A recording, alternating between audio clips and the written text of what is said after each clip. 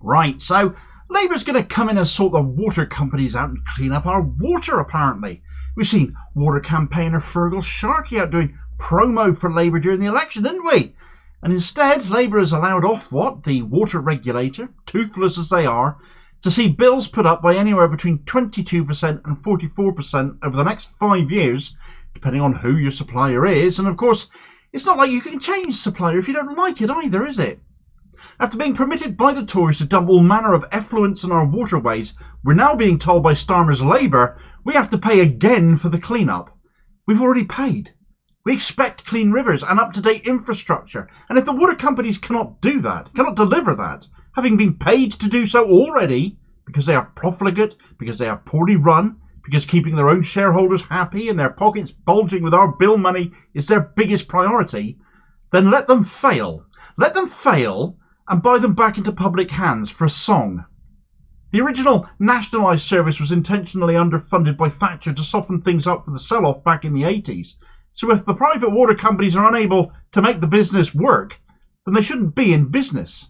We need water. It is essential to life and is essential to our economic prosperity.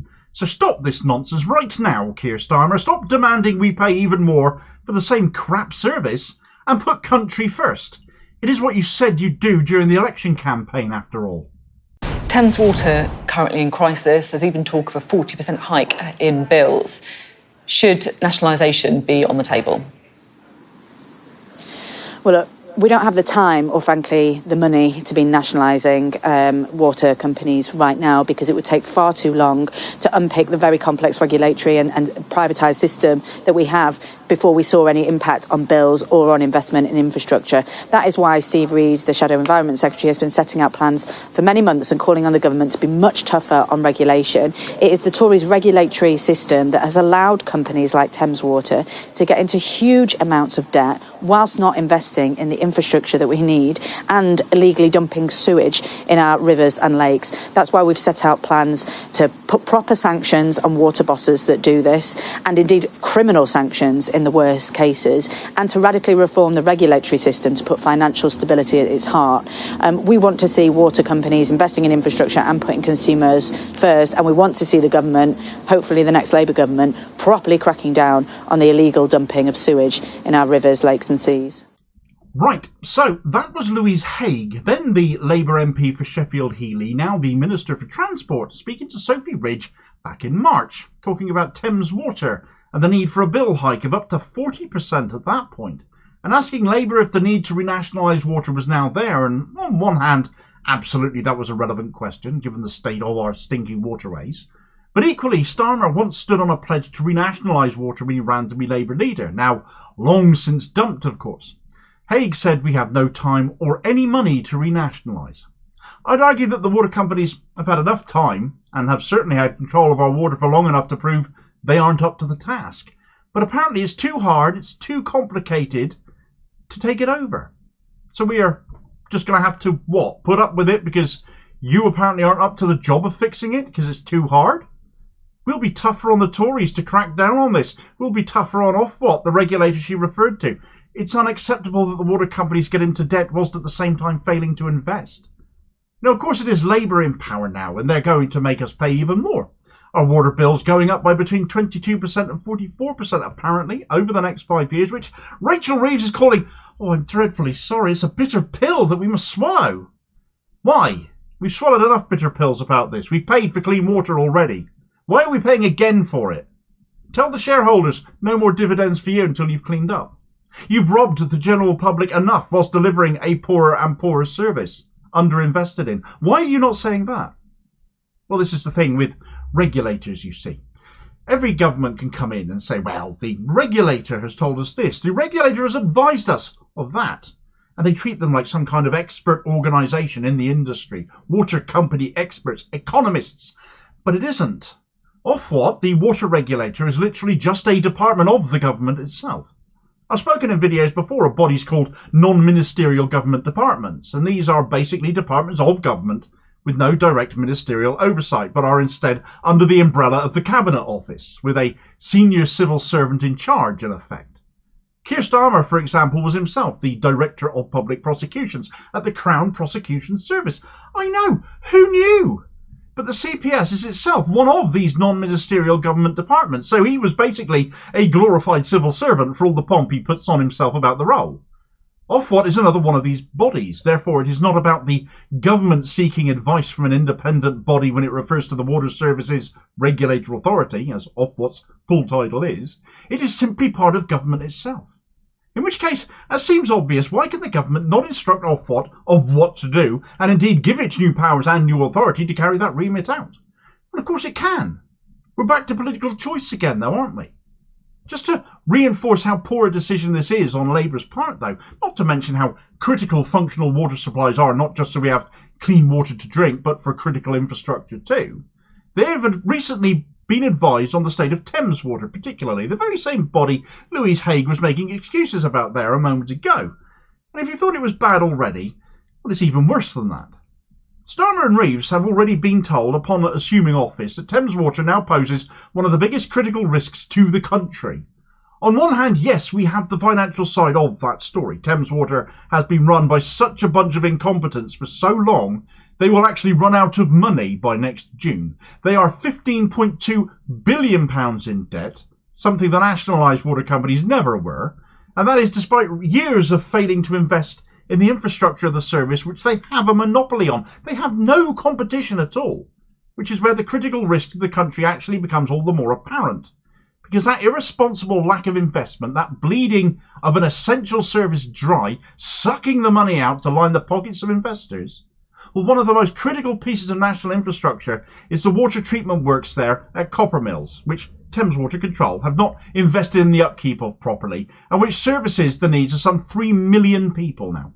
It was only added to their part of the water supply chain in 2009, and already it is buckling because Thames Water haven't maintained it as they are paid to. £19 billion worth of their assets are considered to be failing right now. This was one of the most critical issues presented to Starmer and Reeves upon them taking their offices. It is one of the most pressing and urgent problems they were handed, and instead of looking at it, it seems Starmer was more interested in NATO and shaking hands with Biden and announcing £3 billion in annual aid for Ukraine for as long as it takes, despite us apparently having no money, as we keep getting told by Rachel Reeves. I would humbly suggest the case for taking back control of our water infrastructure is being made now in no uncertain terms.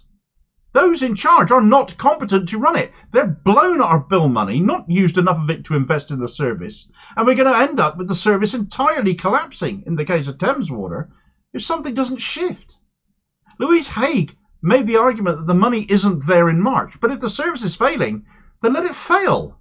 And by that I don't mean wait until it's too late. I mean tell the company that if they cannot rectify matters with what they already get, then they should just let the government take over.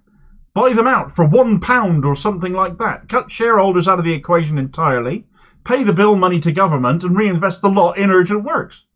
If Reeves cannot see the value in putting money into this, investing public funds, when allowing the system to collapse would cost so much more in the long term, not to mention knock-on effects to everything involved, from businesses to industries to consumers that all rely on water, then she's a bigger idiot than I ever took her for. Well, she's proving that to be the case then.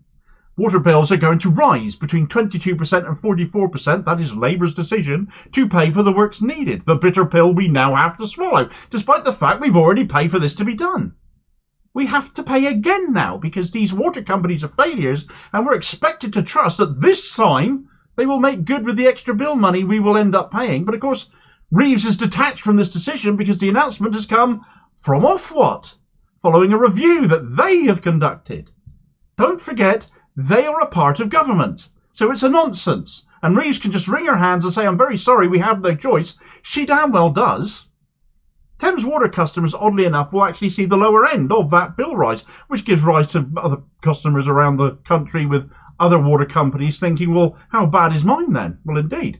22% going to, is how Thames Water customers, their bills are going to rise over the next 5 years when these bill rises come in. That equates to Thames Water customers' bills rising by an additional £99 to £535 extra through the duration of this first Labour term. So no intention at all of renationalisation under this Parliament by Labour, despite what Starmer has said in the past, liar that he is. That is actually less still than Thames Water wanted. When it comes to it, frankly, they have a nerve asking for anything more at all, but they wanted an extra £91 on top of that. As a collective, water companies have sought a further £96 billion from their customers for an investment programme to do all the work they should have already been doing now for decades since water got privatised. No new reservoirs, for example, have been built at all since 1989 in the UK, but plenty of them have been sold off to developers. Now, the water companies have decided they need to build some more. Well, that's just one aspect. Other works include tackling the leaks, dealing with sewage overflows, stopping the dumping the Tories let them do. Some water companies don't even know where all the pipework is that they cover. But I'm not clear at the moment if Labour are legislating to actually deal with that.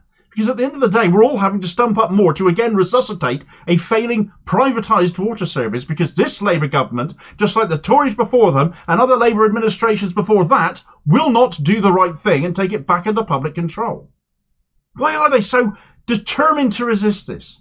How many Labour MPs are, for example, water lobbyists, and how hard are other water lobbying companies or consultancies lobbying them to not do this? How much by way of donations have come to some Labour MPs from private water on this matter? Money that by right should be being used to shore up the service they're failing to deliver.